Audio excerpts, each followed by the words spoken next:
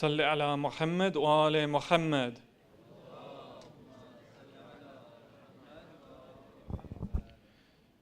In the name of Allah, the most beneficent, the most merciful.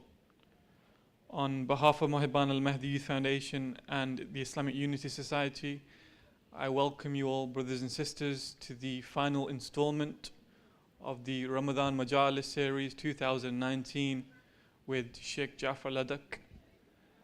I hope you'll all agree that the last 9 nights have been very invigorating and hopefully spiritually uplifting, and Sheikh's topics have been very contemporary and very practical.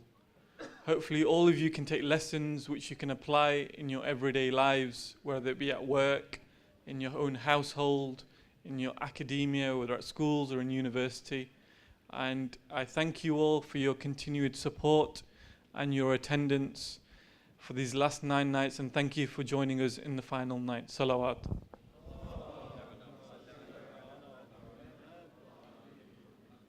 Before I invite the Sheikh up to the minbar for the last lecture, we just have a few announcements on behalf of both organizations.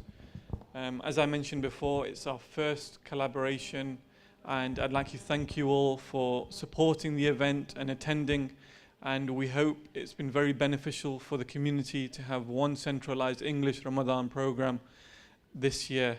And we hope, inshallah, you can continue to support us and provide us with immeasurable and invaluable feedback for the series and how you found it, what the positives are and what the negatives are, more importantly.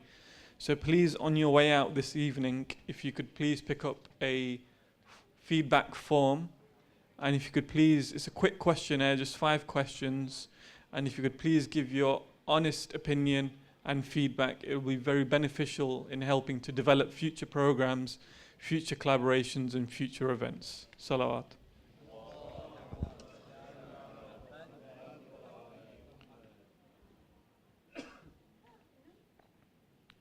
In terms of today's schedule, so after me there will be Sheikh Jaffer, who will be giving his lecture, and followed by that there will be iftar, inshallah. Post iftar we will have one final question and answer session with the Sheikh. So please, it will be your last opportunity to ask any questions personally.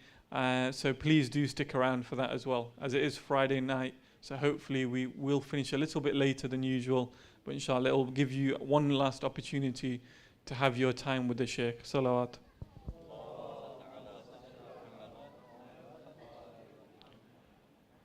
We are very close to our fundraising goal for the entire series to help cover our costs. There is a slight shortfall, I believe, of about £2,000.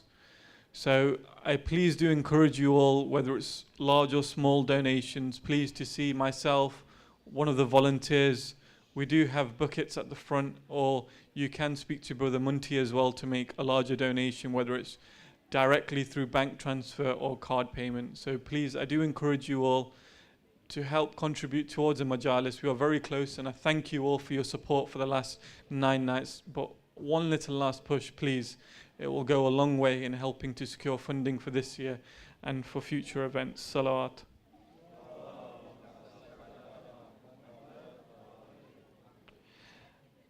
As mentioned in previous nights, IUS has created a local community fund to help those in hardship and in need, and which neatly ties in with the Sheikh's topics of previous nights to help give back to the community and to the area we live in.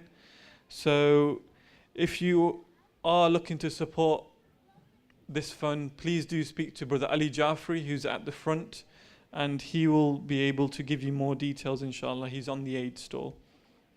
And there is also an IUS volunteers camp, which will be taking place on 14th to 16th of June. And there is some great speakers, including Dr. Ali Al-Hilli. So if you are interested in that, please see ius.org.uk. And there is an Eid fundraiser which has been organized by the Iraqi School, which will take place on Saturday the 29th of June from 11 till 3:30 p.m. That will be taking place at Parswood High School. There is fun for all the family, including snacks, ice cream and games, and it's £3 per entry. Salawat.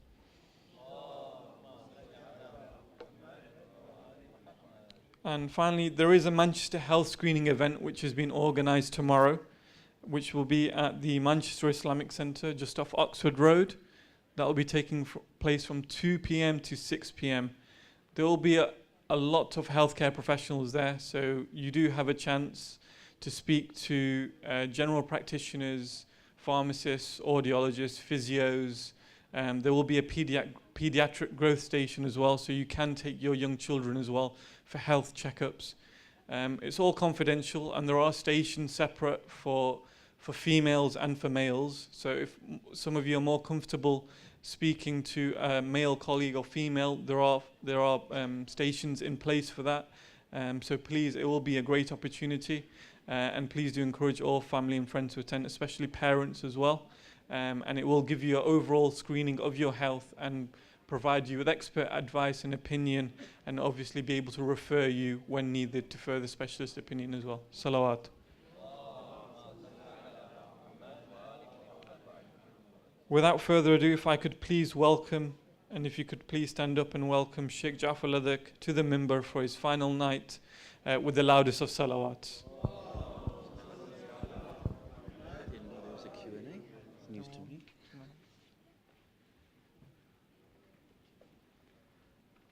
And before Sheikh starts his lecture for the final night, I'd like you all to join me in just thanking Sheikh for his efforts for the last 9 nights. I'm sure you've all benefited from his valuable words, his advice, his very engaging and thought-provoking topics, especially being very contemporary and very relevant to the day and age we live in. So please, if you could recite the loudest of salawats for his continued prosperity, health and well-being, inshallah. So after me, please, the loudest of salawats.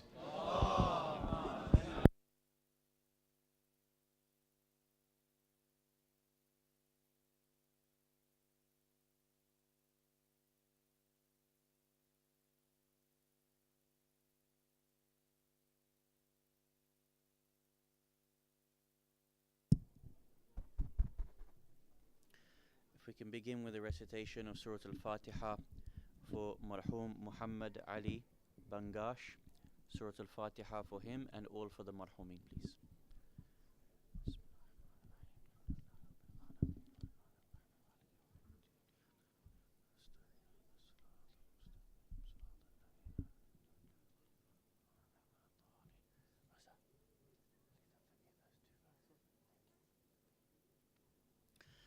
For the love of the awaited Savior of humanity, Imam al-Mahdi, Sallu ala Muhammad wa ali Muhammad.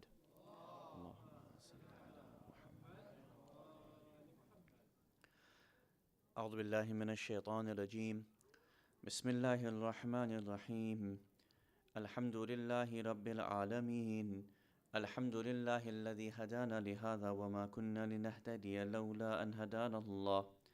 والصلاة والسلام على أشرف الأنبياء والمرسلين خاتم النبيين سيدنا الممجد بشير المصدق المصطفى الأمجد محمود الأحمد أبي القاسم محمد وعلى أهل بيته الطيبين الطاهرين المعصومين ولعنة الله على الظالمين من الأولين والآخرين. أما بعد، فقد قال الله سبحانه وتعالى في كتابه المجيد وفرقانه الحميد وقوله الحق. بسم الله الرحمن الرحيم. ولتكن منكم أمة يدعون إلى الخير ويأمرون بالمعروف وينهون عن المنكر وأولئك هم المفلحون. آمنا بالله. صدق الله العلي العظيم. صلوا على محمد وآل محمد. Awaited Savior of humanity, Imam al-Mahdi alayhi salam, my respected elders, brothers and sisters, Assalamu alaikum jami'an wa rahmatullahi wa barakatuh. We've come to the conclusion of our series looking at a contemporary theory of Tableegh and Da'wah. And before we go into our conclusion night, I also want to take this opportunity to be able to thank both IUS and Muhibban al-Mahdi for coming together and providing this joint program. One cannot imagine the extent of the effort it takes, not only for one organization to be able to put something like this together for 10 days, but for 2 organizations to be able to come together, for their volunteers, for them to be able to raise funds, for all of them to be here to open up, to clean, to lock up, and everything else. And so they have given us the blessing of facilitating our a'mal of Layali al-Qadr, and for that we should thank them with a very loud salawat ala Muhammad wa ali Muhammad.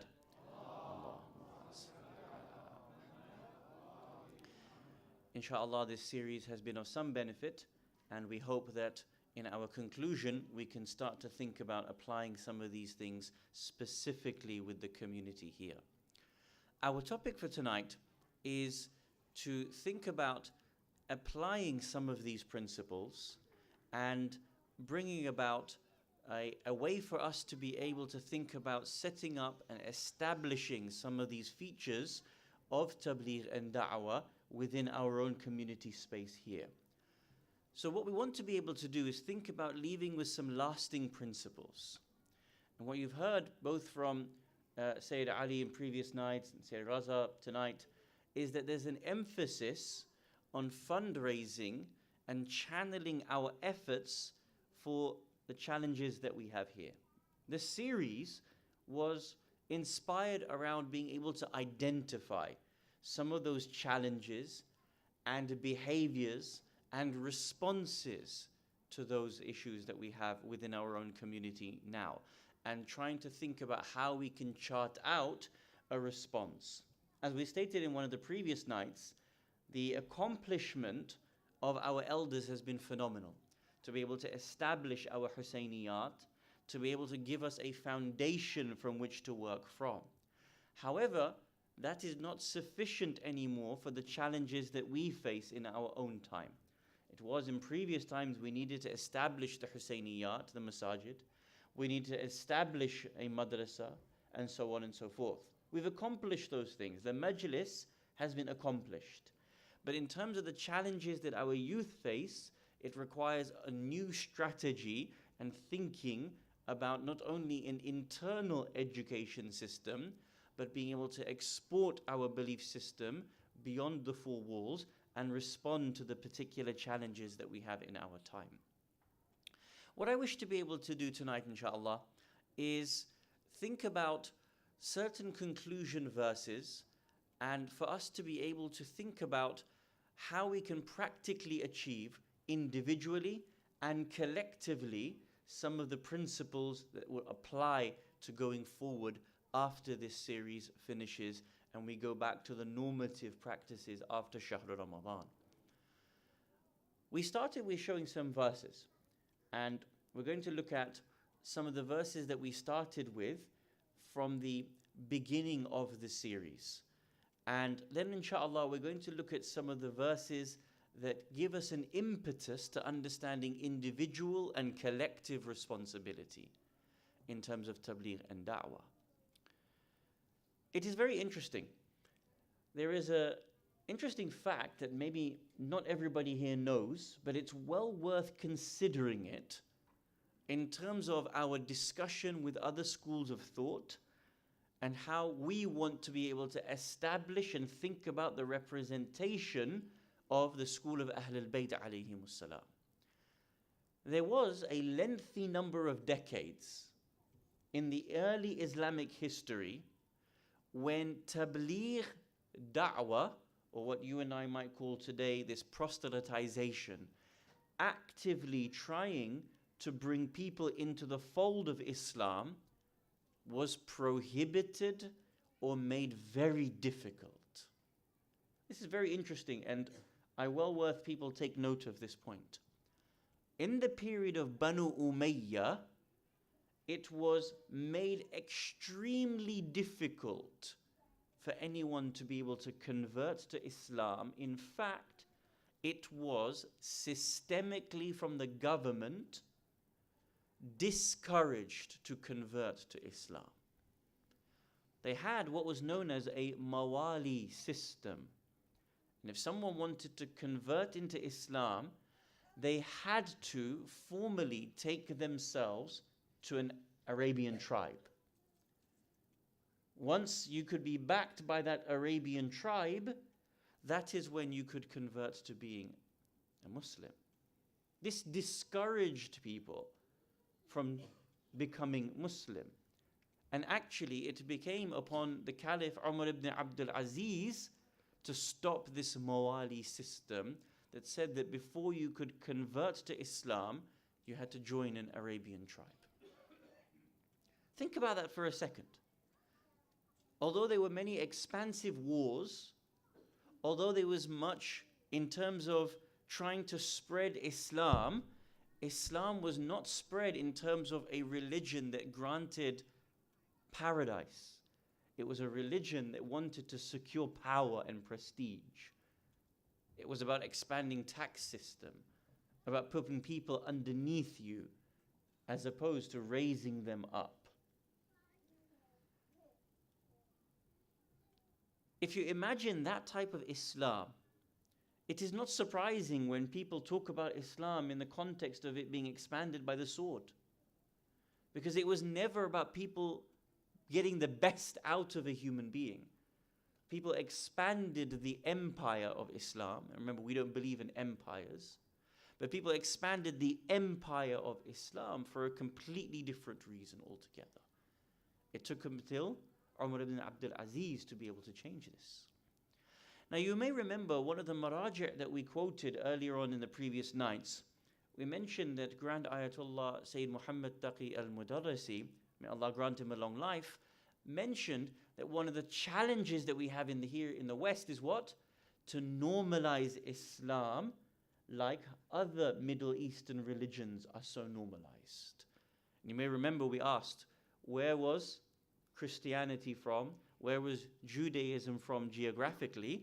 And it is the same region as Islam. Why is it that one is so distanced and made gharib, whilst the other one is considered to be so normal? We mentioned this story on the night in which we did the Q&A, but I want to be able to mention it as it is a gateway into the discussion that we want to have. When the end of the year came and the Hawza year had finished, some of the Western students came to Sayyid al-Marja al-Mudarrisi and asked him a question and said to him, give us some advice. Now the year has finished, we'll be going home for the end of Sha'ban, Shahr Ramadan, Shawwal. We will be returning after this 2-3 month period. We're all going to disperse to our lands or to areas for tabligh. What is your advice when we go home to our own countries? So Ayatollah Mudarrisi asked the question, and there was a few of us as tullab, as students in that gathering, and he said, where are you all from? One person said, I'm from New York. One person said, I'm from Sheffield. One person said, I'm from Glasgow, and so on and so forth. And then Ayatollah Mudarrisi began to give advice individually to those different students about where they were going to go back to their own countries or to their own cities, about what type of tabligh and da'wah they might want to think about doing. So it came to the particular student from Scotland. And Sayyid al-Marja al-Mudarrisi said, I haven't been to Scotland, but I've read enough and I've researched enough to understand a little bit about the challenges in the country and the mindset of individuals there. How wonderful. Marja says, I haven't been to Scotland, but I'm capable of telling you about Scotland. So he says, in Scotland, there are certain issues and challenges you might face. For example, he says, you will find that there is a great deal of sectarianism and asabiyya. As you know, the Catholics and the Protestants have great rivalry, don't they? And this even manifests itself in terms of the sport that they have, right? Between Celtic and Rangers. I don't know if many of you know this. If you follow Italian football tends not to have their football rivalry in terms of Catholicism and Protestantism. Their football rivalry is based on left and right-wing politics. So if you follow Juventus and their rivals are Lazio, One is far right and one is far left. And so the violence that occurs between those clubs is based on their political leanings. In Scotland, he mentioned, it's about their religious and sectarian leanings. So he said in Scotland you will find this is a particular challenge. He also said this.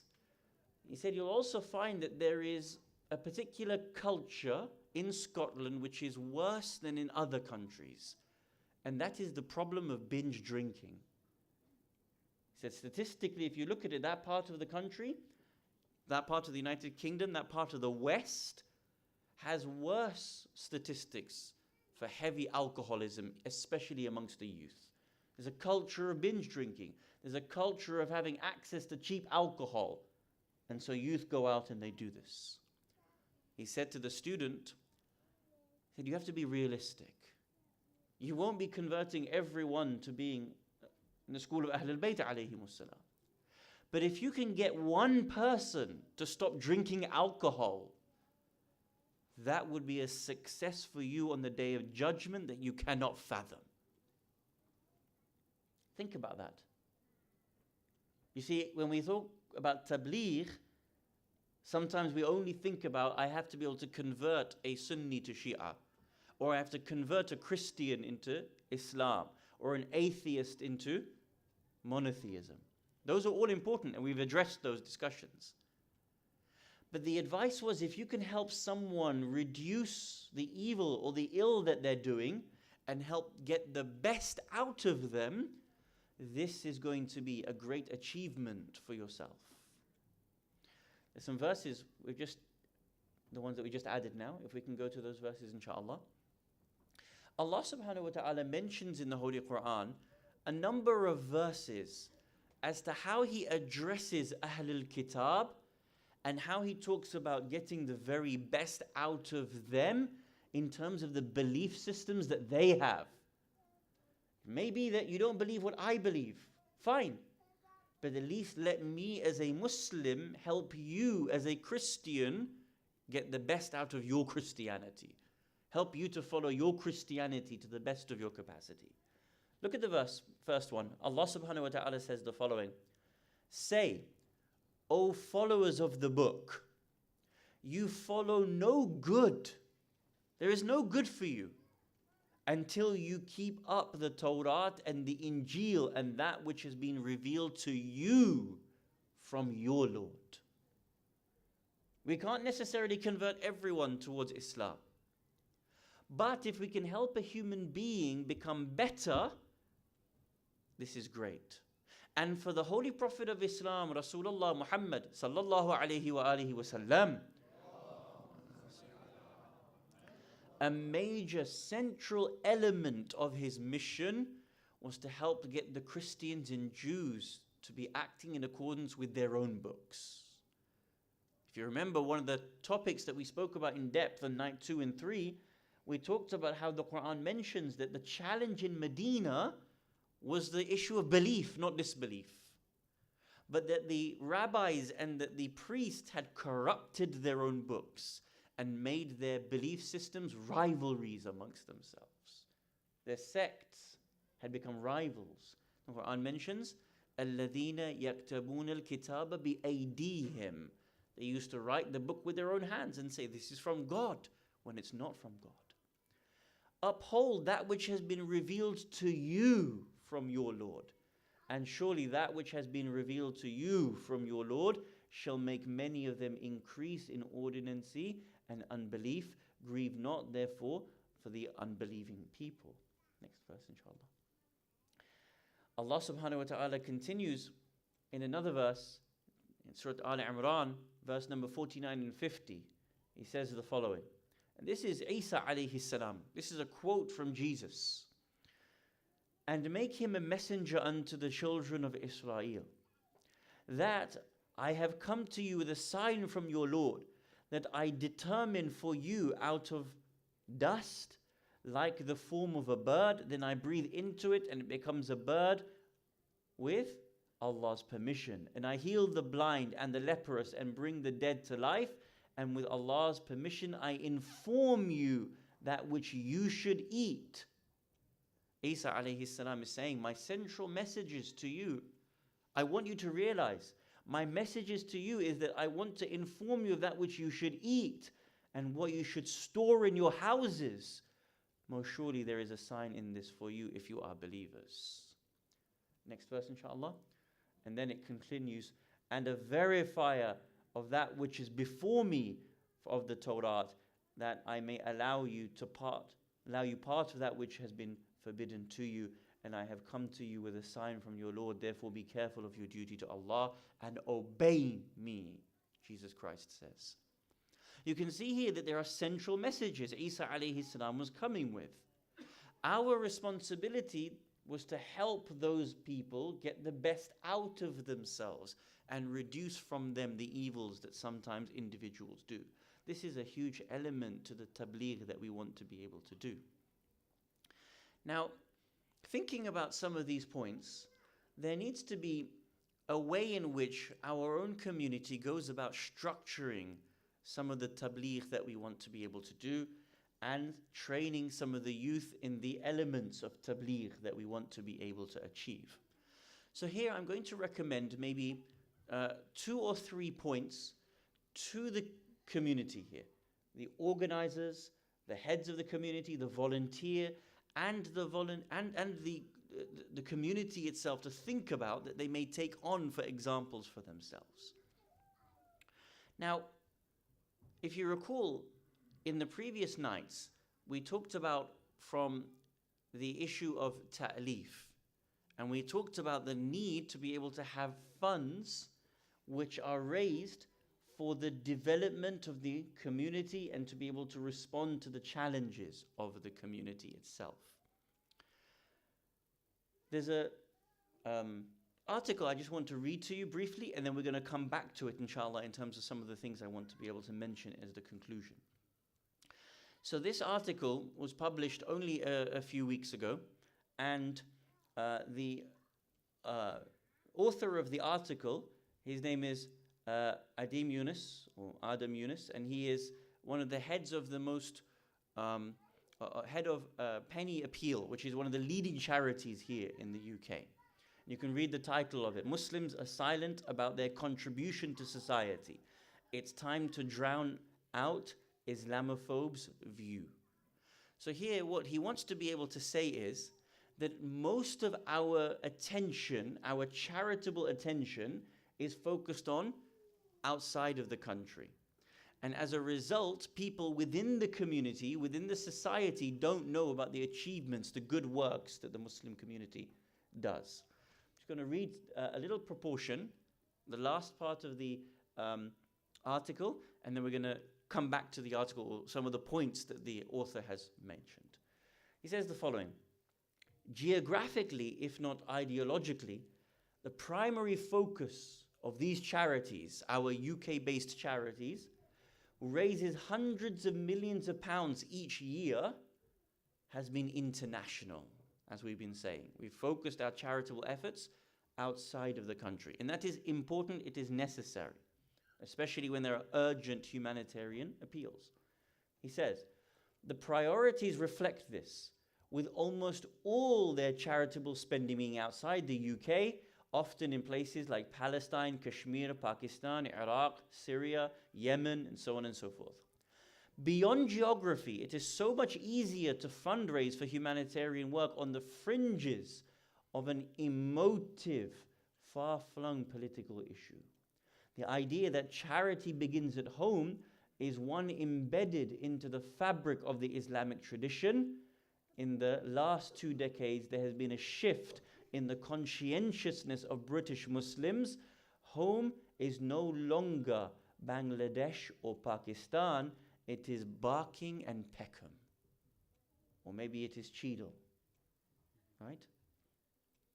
Since I became active in the charity sector a decade ago, our charity, like many others, has implored donors and volunteers to shift their focus to our own doorstep, to act to change not just the faraway, exotic locations you see on the evening news, but the ugly face of poverty in and around our own communities. As Muslims, we are motivated by our faith to help the vulnerable, not based on their background, faith, or culture, but based on their need. Sadly, the care and concern that the British Muslims have expressed for their ancestral homes across the world has been weaponized by the far right, who are simply unaware of the immense contributions these same Muslims are making domestically. This is the point that we made about ta'leef, correct? But the author here hasn't spoken about ta'leef, he's speaking at the general level. Now I use this, and I'm talking at two levels. One, about the investment into our own youth in terms of tabligh and da'wah, and in terms of the investment in responding and trying to let people know about the good works that Muslims do.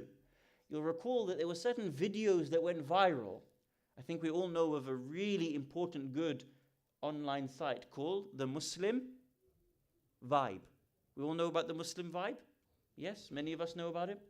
A space online whereby Muslims are able to express their Muslimness and get across to the wider society the good acts that Muslims are doing. As an example, last year in Shahr Ramadan, there was a Muslim barber and a Jewish barber that came together, and they cut the hair, and beards maybe, hair of people who are homeless on the streets. This got picked up. And several 100,000 people were able to see this across all platforms. What did it show? Muslims contributing to society, but also that a Muslim and Jew were working together to better society. Huge platform, huge success to be able to export some of these points.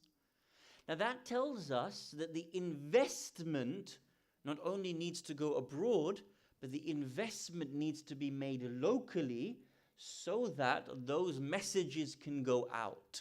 Because that is the strongest form of tabligh and da'wah, the online space. You all know, it's not me that has to tell you, where was the US election for Donald Trump won? Yes, Russia, yeah. But where did Russia weaponize Donald Trump's message? Online. Where did Breitbart weaponize the far-right movement? Online. Where did Farage just win for the far-right last week? Online. The debate space, as we talked about previously, has shifted online. And it requires us to be able to get our messages across to people in new and innovative ways. Otherwise, we will not be able to reach into the houses of those people who may never otherwise get to be able to hear our message. Very few of us, none of us, are going to go into the pub.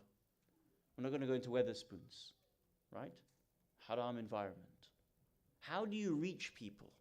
How do you get your message across to people who need to hear our message, who are hurting, who are damaged, who believe in God, who have some notion of religion and faith, but don't understand anything other than if I just wear a cross, then I'm going to be saved by Jesus. I can do whatever sins I want because he's going to take my sins for me because he stood on the cross. That's where people have reached, the shallowness of understanding of faith. So anything and everything can be done. Domestic violence, lies, hatred of immigrants. It's okay because Jesus will forgive me. If this is the level of thinking, it requires the Muslim, as the verses said, to help us, to help them to understand the trueness of their own faith. It requires us to understand that the platform has changed. Now, understanding that requires us not just to say we need to, get our message across. And we want to leave with certain specific ideas to help train the youth and help train ourselves to help us get our message out for tabligh. I'm going to give you the following, inshallah. Number one, my humble opinion. Each community, it doesn't have to be specifically IUS, it doesn't have to be Muhibban, We can talk about it at Manchester, or we can say that those organizations that are focused, for example, on the English opportunity, the English platforms, my humble opinion, there needs to be a debate society set up in each of these communities. So there needs to be one in Manchester, there needs to be one in the Birmingham Shia Masajid and Hussainiyat, at least one collectively amongst themselves, for the purpose that people learn to be able to engage at an academic level, to be able to think through some of the questions that you're going to be asked. You know, there's one Hussainiyah in Birmingham, and it's made this a great success. It gets a little bit of pushback from the elders, as you imagine, because sometimes it can ruffle feathers, but it has worked brilliantly, whereby the community has got to a point where the youth are able to discuss, put across their opinions, deconstruct arguments, and respond back accordingly. As an example, they sit together and they have debates. In the mosque, in the Hussainiyah, youth 3 on each time, there's a moderator, someone gets to present their opening arguments, you get to crossfire against the person, you get to respond. I'll tell you one of the debates that they had, some examples, things like, this house believes our Hussainiyah will not exist in 50 years' time. Why? Because there was a decline in the number of youth showing up. So now, in order to get the youth to show and address the point that we are seeing less and less number of shabab attend, they said, well, we have a problem. How do we address the problem? How do we get this message across to people that if youth don't turn up, eventually the elders will pass away, there's only going to be the same 5 people sitting here. How do we address it? So they put a debate together. This house believes this Hussainiyah will not last 50 years. And what happened? Everyone turned up in droves to have the debate, but got to understand the delicacy of the point that was being put across. Smart. What we have now is, on the world of the online, Shias arguing, cursing, abusing one another, especially about things like Ma'tam, Zanjir, all these issues. So rather than allowing it to go on the side of online where everybody just gets to hurl abuse at each other, nonsensical abuse at each other, what did they put in debate? This house believes that Azadari needs to evolve. So it allowed both sides to put their argument across, allowed to be able to discuss with each other with respect, with balance, with understanding. And at the end of it, the Sheikh comes up and gives a conclusion and says, this is what the ahadith say, this is how it has evolved over time, this is the examples that we have, this is how Hussainiyah, or the name of Imam al-Hussein alayhi salam, is being remembered today, how it might be remembered in 50 years' time. The challenges we've been talking about in this series is saying that people have lost God. People don't understand the relevance of religion itself. People don't know how to be able to defend the Prophet in the time in which there is so much animosity against the Prophet that people are leaving their faith. People are leaving, and now there's a whole movement called the ex-Muslim movement. It only takes one, God forbid, from within the community to leave, and then people will say, why didn't we help that youth express himself? Why didn't we allow him a space? Why didn't we debate and discuss the point? It was too late by then. You know, there was an article yesterday that I came across. It's so interesting. I'm only going to read to you a little bit of this, and you'll find it. This is actually in newsweek.com. Yes? It's a mainstream publication. Newsweek.com. The title of this, and it was released 30th of May, so that was yesterday, yes? Get my dates right? Yes? Title of this, newsweek.com. My 12-year-old son gave me a list of Islamophobic names he's been called. And the article lists terrorist, Taliban, Osama bin Laden, bomber, killer, Allahu Akbar, Muslims are terrorists, Muslims are bad. This was all the different names the 12-year-old boy was called at school. Not a prophet of doom. I'm telling you what's going on.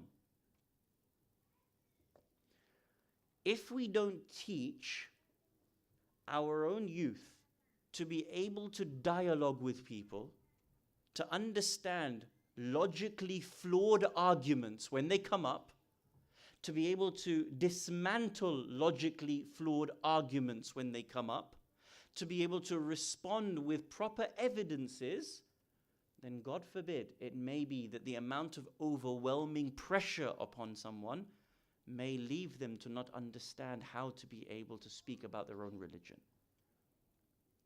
I humbly recommend that each community has a debate society, has a means to be able to allow shabab to express themselves, ask, how do I deal with this question? The sheikh, the seniors of the community, those who know, they can give answers, we can go away, we can practice them, we know how to be able to respond to the challenges that we have. Number one. The second example, or the second thing I would humbly recommend investment into, local investment into, is as per the article that I just showed you from Adam Yunus. And he talks about bringing money into the localized community and showing the good work that we do. And I gave you the example of the Muslim vibe. We have youth, and the other night, I was teasing one of them, calling them a nerd, and I asked his forgiveness for that, and he said it was okay. And we've got people here who are experts in their field. They're very, very good at what they do. And you will have youth who will be very artistic. You will have youth that are very good, graphic design, IT skills. In an online world, we need to be able to empower them with the skill sets to be able to make those clips, to be able to go into these professions whereby they're able to expand and export their skill sets. It may be that we require a little bit of investment so that if there are good clips, next time Dr. Ali al-Hilli comes, or I think in Muharram, Sayyid Mustafa al-Qazwini is coming, correct?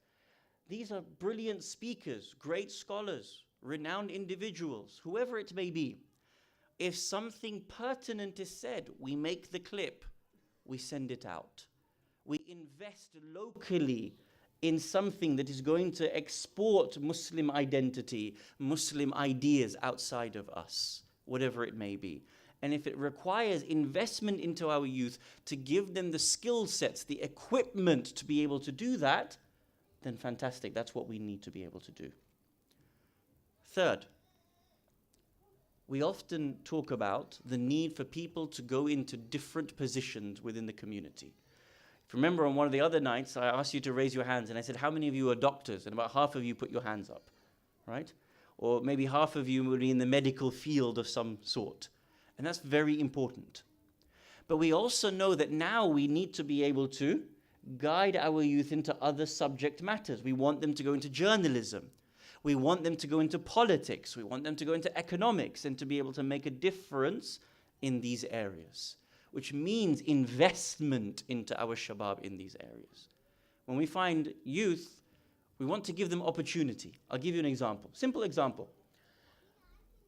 Let's say we want 10 more, and I'm just picking the name for the sake. I'm not saying everything he does is right, wrong. I'm just saying, as an example, we want 10 more Mehdi Hassans in our community, correct? Phenomenal, makes brilliant speech, brilliant points, is an example in many ways for us to be able to take. Not only do we want the zakira or the dhakir or the sheikh or the alim to come sit, we want to invest in our youth. We want to give them the confidence to research, to write, to be able to present.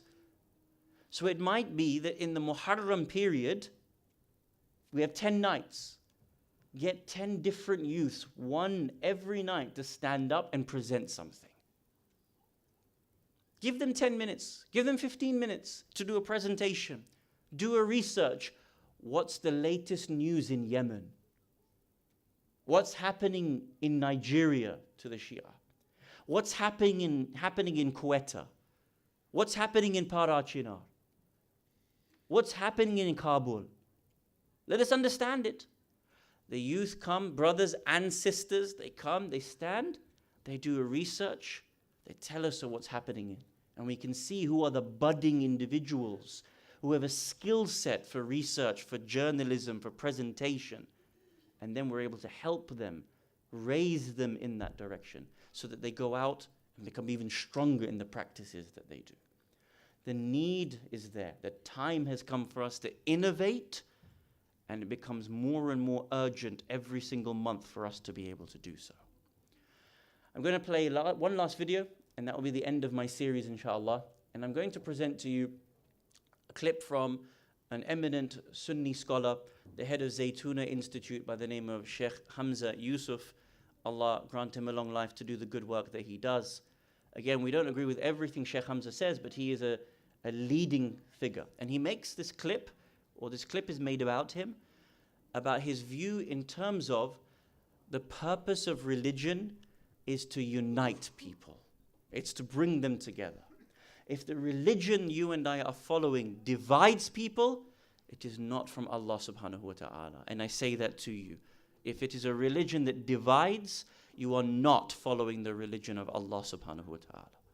If it is a religion bringing people together, it is from Allah subhanahu wa ta'ala. And then he talks about there are people who are needing faith. They are hurting, and they just want something from you and I. Don't close the door of religion to them. Don't be harsh upon them. As the Prophet was told, وَلَوْ كُنْتَ فَضًّا غَلِيظَ الْقَلْبِ لَنْ فَضُّوا. If you were hard-hearted, then they would have gone away from you. This will be the last thing we want to play, and inshallah we will conclude.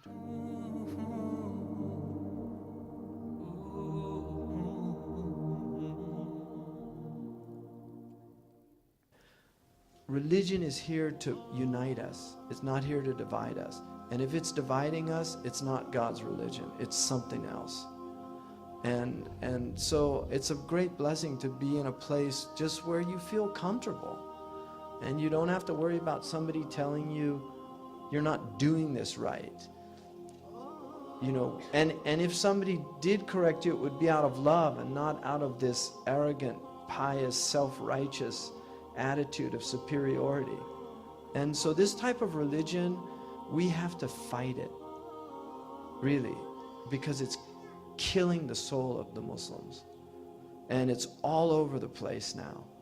You know, these memes, to use Dawkins, I don't really like to use Dawkins' terms, but you know, he came up with the idea of memes that are like viruses, intellectual viruses.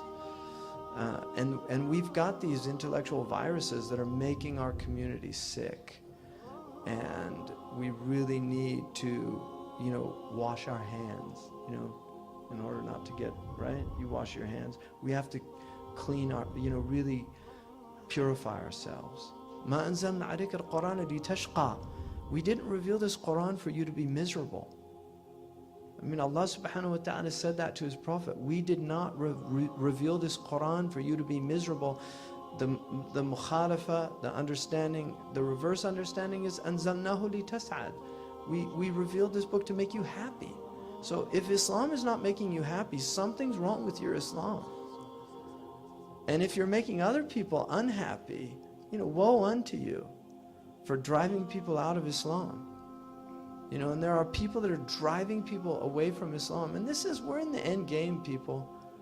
I mean, if you don't see that, I don't know what planet you're living on. We're coming down to end game. Maybe it's 100 years from now. Maybe it's 200. I don't know. Those things are in the knowledge of God. But our Prophet said, بُعِدْتُ وَسَعَ كَهَاتَيْنِ. I was sent, and the end of time are like these two. And he put his wusta and his sababa together, just like that. بُعِدْتُ أَنَا وَسَعَتَيْنِ وَسَعَتُ كَهَاتَيْنِ. I was sent, and the hour is like this. That was 1400 years ago. And in terms of how long humans have been here, it's not a long time, 1400 years. It's just a flash. So this is a time for people to have a lot of rahab, you know, just expansiveness in their hearts for people. Baza, Baza, I wish I could quote it in Persian, but you know, we're in the city of Maulana Jalaluddin, and he has a beautiful qasida which is in the entrance to his maqam. Come again, come.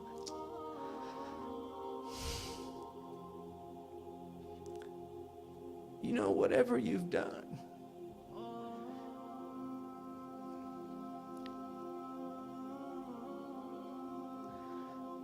this isn't a caravan of despair.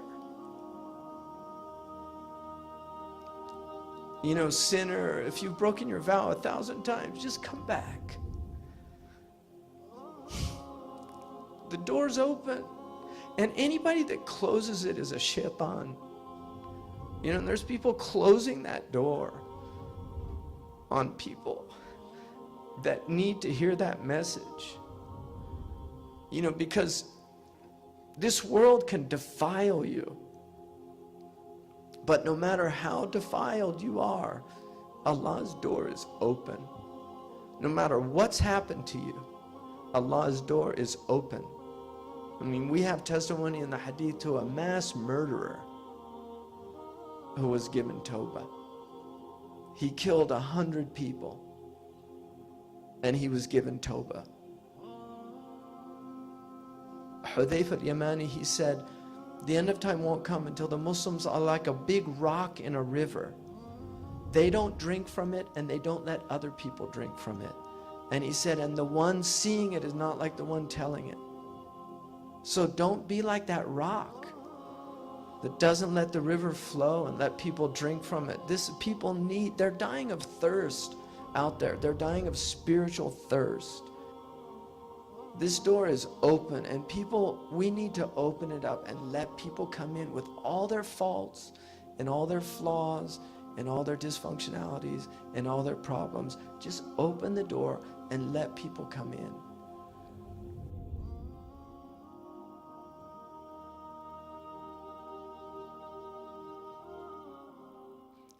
This door is open.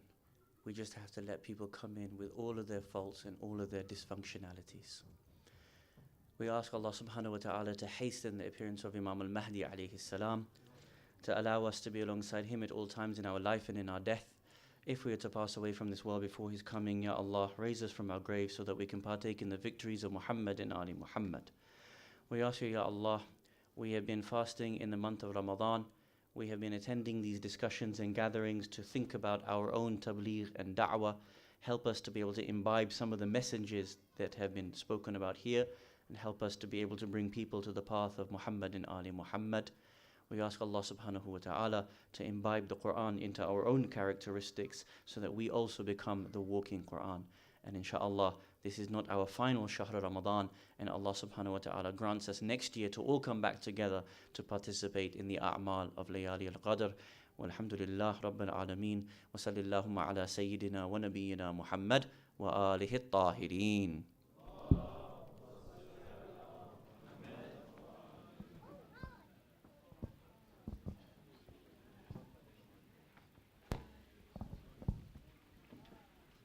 Thank you, Sheikh, now, and thank you for, on behalf of Muhibban Youth Foundation and IUS, for your continuous service.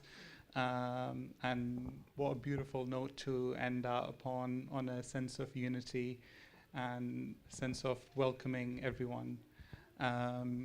So I'd just quickly like to remind of the volunteers which have been opening up, as Sheikh mentioned, and staying till night. And I just want to take this opportunity to recognize, and as Brother Raza said earlier, first collaboration between, alhamdulillah, between IUS and Muhibban. So if I could ask the, I'm going to go through some people first, which I think have been brilliant volunteers. Brother Raza, would you join me in, inshallah, Sallu ala Muhammad wa ali Muhammad.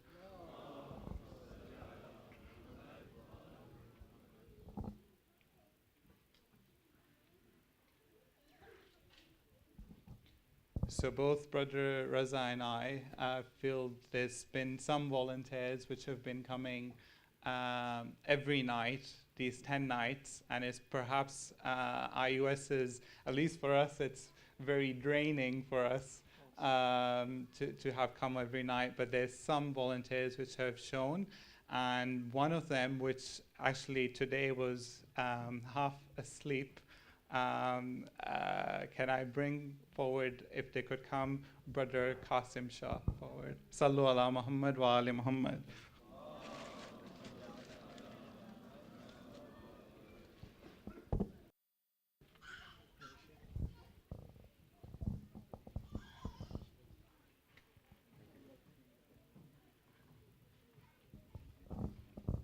Sallu ala Muhammad wa ali Muhammad.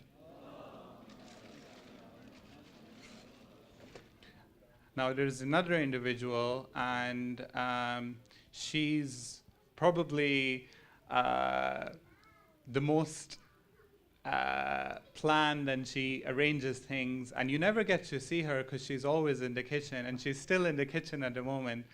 Can I please ask for Sister Ghazala to come forward to accept this recognition? Sallu ala Muhammad wa ali Muhammad.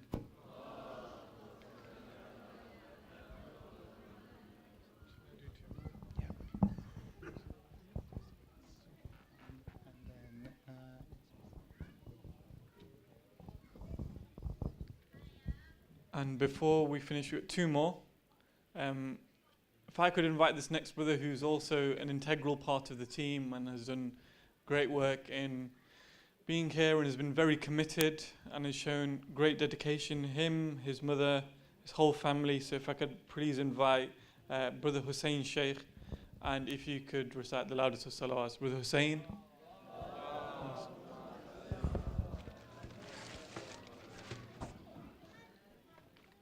Salawat.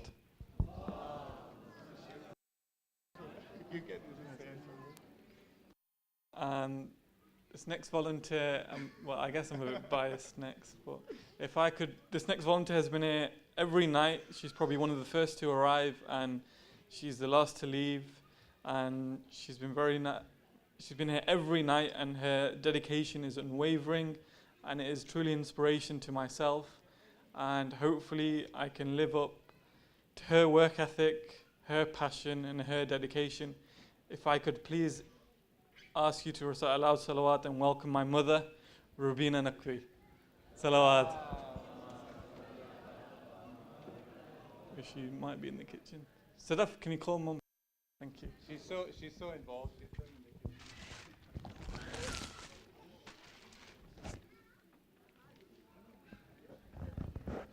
Salawat.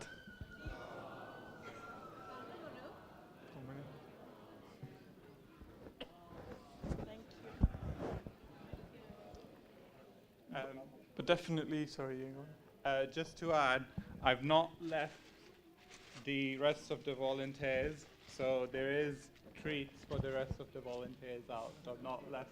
I haven't, don't accuse me of favoritism, inshallah. No, but again, I'd like to thank all of you guys for attending for the last 10 nights. Your dedication has been unwavering, and I thank you all for your tremendous support and your tremendous words of encouragement. It's very beneficial and very inspiring for not just for myself, but all for the volunteers involved. And again, I would implore you all to give feedback at the stall so we can get your thoughts and your opinions on the program. And again, our thanks to the Sheikh Jaffer as well for his support and for his dedication in the last few nights. Salawat.